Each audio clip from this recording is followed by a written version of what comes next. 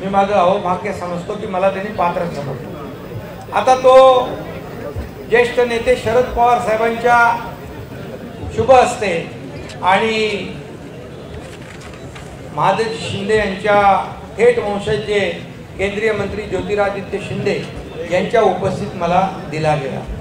खरं म्हणजे एका मराठी माणसाने पुरस्कार दिला याचा अभिमान आणि आनंद सगळ्यांना पाहिजे। परंतु माझ्या एकनाथ शिंदे यांच्या द्वेषाने पछाडलेले लोक त्यांनी महादेव शिंदे यांचाही अपमान केला, त्यांच्या इतिहासाचाही अपमान केला, साहित्य संमेलनातले साहित्यिक दलाली करतात असं म्हणाले, साहित्यिकांचाही अपमान केला। आणि ज्या ज्येष्ठ नेते शरद पवार साहेबांनी या ठिकाणी सत्ता आणली, मुख्यमंत्री बनवलं आणि ज्यांच्या मागे पुढे फिरणारे त्यांनी शरद पवार साहेबांचाही अपमान केला।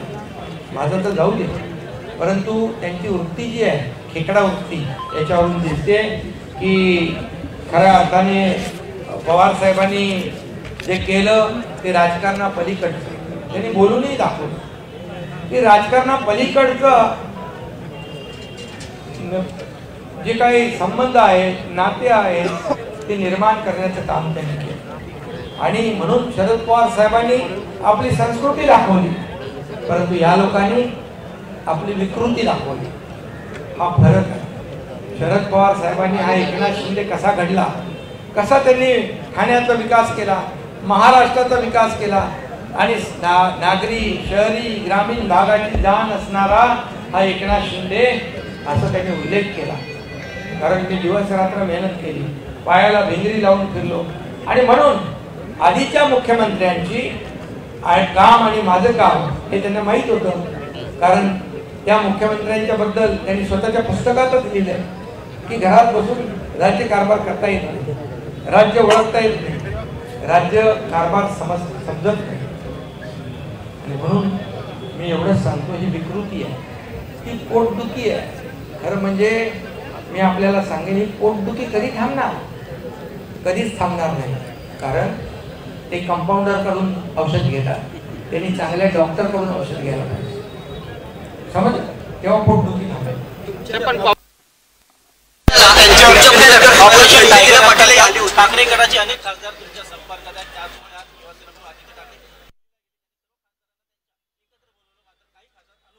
हा तर अविश्वास आहे। अरे आपल्या खासदारांवर अविश्वास दाखवण्याचा हा प्रकार आहे। तुमचा विश्वास असला पाहिजे आपल्या आमदारांवर, खासदारांवर। का ही वेळ आली तुमच्यावर? आणि जेव्हा एखाद्यावर अविश्वास दाखवता, माझ्यावर देखील अविश्वास दाखवला, माझं देखील खच्चीकरण करण्याचा प्रयत्न केला, शिवसेनेचं खच्चीकरण होताना मी पाहू शकत नाही। आणि म्हणून आता हे आमदारांवर, खासदारांवर लक्ष ठेवणं, वॉच ठेवणं, त्यांच्या मागे माणसं पाठवणं म्हणजे काय? हा अविश्वास आहे।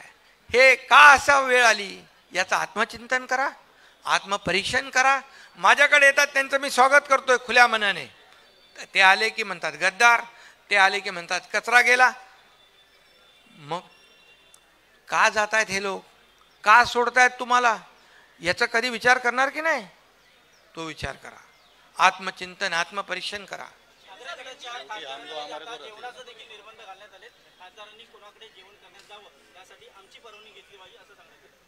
चांगलं आहे, ते चांगलं आहे। कुणी काय खावं, कुणी काय बोलावं, कसं बोलावं, काय खावं याच्यावर मेनू कार्ड तयार करून दिले त्यांनी, चांगलं आहे। बाळासाहेब असताना बाळासाहेब मोठ्या मनाचे होते, कार्यकर्त्यावर विश्वास होता, कार्यकर्ता त्यांच्यासाठी जीवाची बाजी लावायला तयार होता।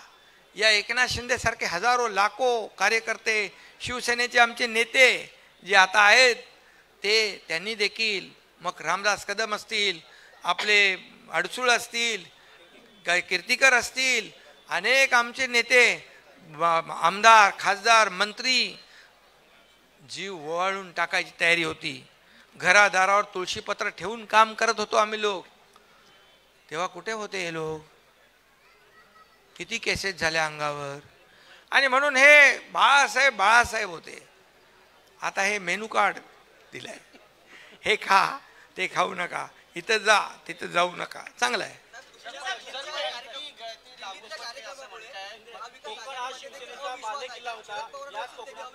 शरद पवार साहेबांवर अविश्वास दाखवणं हे दुर्दैवी आहे.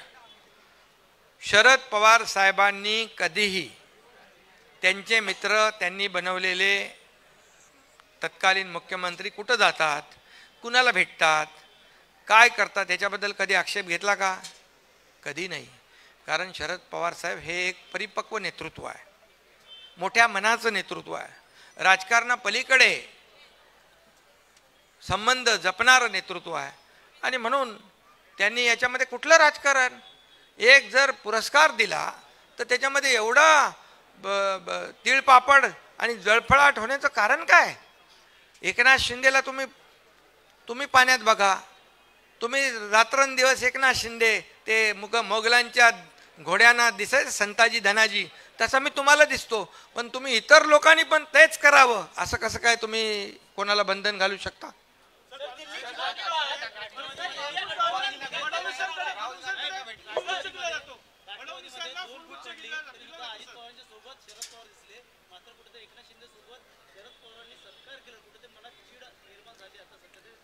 अरे हे मनाचा कद्रूपणा आहे, हा कोतमन आहे, कोते वृत्ती आहे.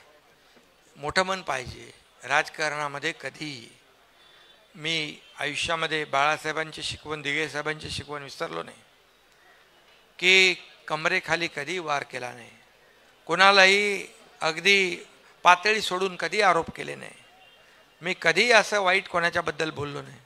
तुम्ही रोज आदरणीय प्रधानमंत्री मोदी साहेबांना शिव्या देताय, त्यांना आरोप करताय. अमित शहा गृहमंत्री 370 कलम हटवलं, त्यांना शिव्या देताय, त्यांच्यावर आरोप करताय. काय चालू आहे? चांगलं आहे. खरं म्हणजे एवढ्या देश पुढे घेऊन जाणारा माणूस प्रधानमंत्री मोदीजी, राम मंदिर बांधणारा प्रधानमंत्री, आणि बाळासाहेबांचं स्वप्न होतं राम मंदिर, आणि 370 कलम हटवलं, त्यांचा सत्कार करायचं सोडून त्यांना शिव्याशाप देत आहे.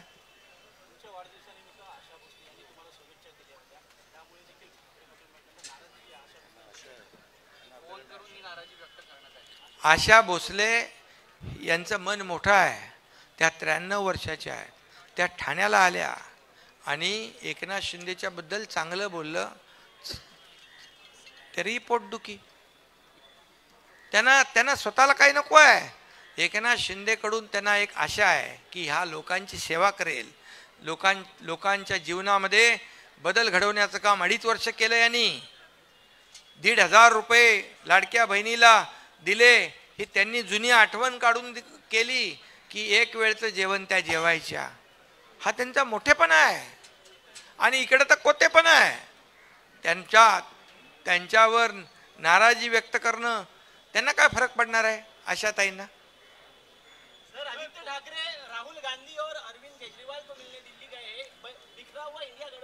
अरे भाई वो किसको मिलने हैं मिलते हैं, वो उनका सवाल है. कौन किसको, हम लोग तो ऐसे बोलेंगे नहीं कि इसने उसको मिलना नहीं, उसने उसको मिलना नहीं. जिसको मिलना लोकशाही में मिले. पहले तो बोलते थे क्या दिल्ली के सामने घुटने टेकते हैं, अभी क्या करते हैं? अभी क्या करते हैं?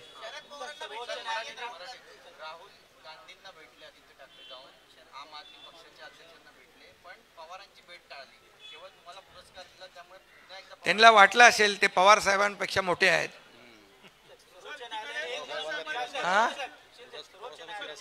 पुरस्कार मला दिल्यामुळे त्यांचा तिरस्कार करायला लागलेत.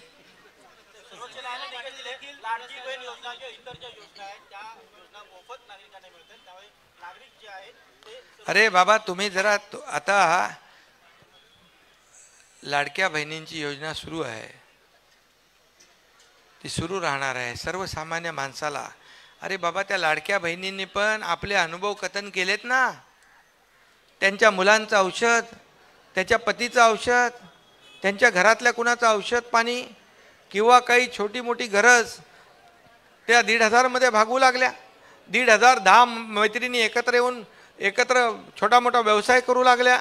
शेवटी हा व्यवसायामध्ये मार्केटमध्येच पैसे येणार आणि याच्यामुळे अर्थव्यवस्थेलाच चालना मिळणार.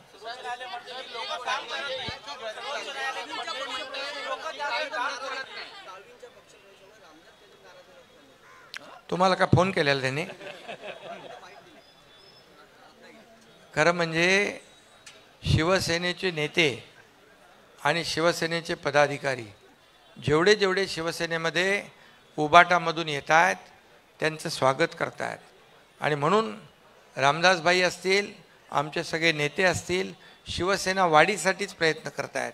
शिवसेना वाढावी, शिवसेना पुढे जावी आणि या राज्यामध्ये खऱ्या अर्थाने आज आपण पाहतोय की महायुतीचं जे यश आहे या पुढच्या निवडणुकांमध्ये देखील कायम राहावं अशाच प्रकारचा आमचा प्रयत्न आहे.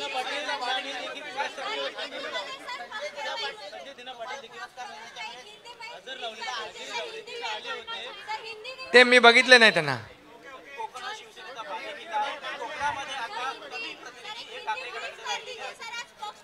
जे राहिले ते पण येतील. चलो ठीक आहे. इनकमिंग चालू है, चालू रहेगा. चलो ठीक है.